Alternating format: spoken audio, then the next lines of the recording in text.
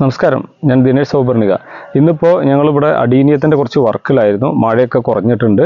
അടുത്ത മഴയ്ക്ക് മുന്നേ കഴിഞ്ഞ കൊല്ലം നട്ട അടീനിയങ്ങൾ റിപ്പോർട്ട് ചെയ്യാൻ വേണ്ടിയിട്ട്, റിപ്പോർട്ട് ചെയ്യാൻ ഒക്കെ കോഡക്സ് അടിയിലാക്കി വെച്ചതാണ്.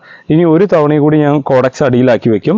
അതിലൊക്കെ നിങ്ങളുടെ അതിൻ്റെ വലിപ്പമൊക്കെ കാണാം. നല്ല ബോളായിട്ടുള്ള കോഡക്സ് ഉള്ളത്. പിന്നെ അതിൻ്റെ ഉള്ളിൽ ഇതിപ്പോൾ എടുക്കാനൊക്കെ ബുദ്ധിമുട്ട്, ഒന്നിച്ച് കൂട്ടി വെച്ചതാണ്. നല്ല ബോളായിട്ടുള്ള അടീനിയം കോഡക്സ് ഇതൊക്കെ വീണ്ടും റിപ്പോർട്ട് ചെയ്യും. ഇതിൻ്റെ പറ്റുപേരുകളൊന്നും ഞാൻ മുറിക്കില്ല കേട്ടോ. ഇനി ഇത് ഇപ്രാവശ്യം ചെയ്യുന്നത് വെറും ചുവന്ന മണൽ കലർന്ന തരിമണ്ണിൽ മാത്രമാണ്, വളം ഒന്നും ഇടുന്നില്ല.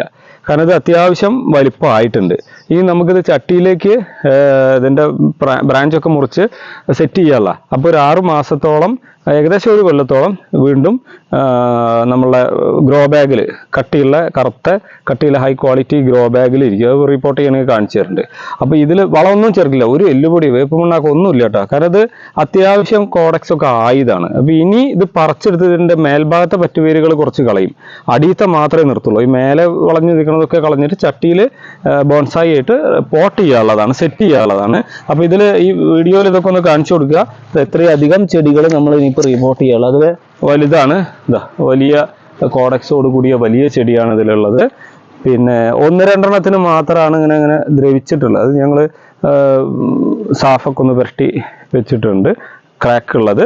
പിന്നെ കേടായത് ദ്രവിച്ചത് ഉള്ള സാധനങ്ങളൊക്കെ നമ്മൾ ഒഴിവാക്കും, അങ്ങനത്തെ ചെടികളൊക്കെ ഒഴിവാക്കും.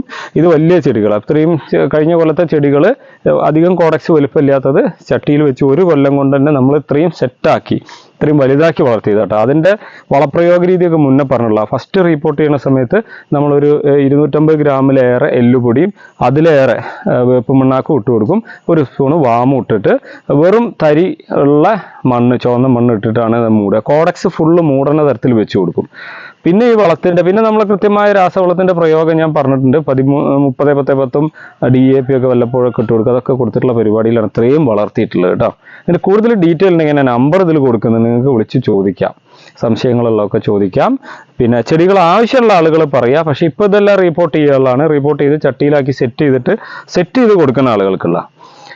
അതായത് ഇത് നമ്മൾ നഴ്സറിക്കാർക്കൊക്കെ വലിയതാക്കി ചട്ടിയിൽ പൂവിടിപ്പിച്ച് സെറ്റ് ചെയ്തിട്ട് അങ്ങനെയാണ് കൊടുക്കുക. ചെറിയ ചെടികളായിട്ട് കൊടുക്കുന്നുണ്ട് കൂടുതലും, അങ്ങനെയാണ് നമുക്ക് കൂടുതൽ പോകുന്നത്.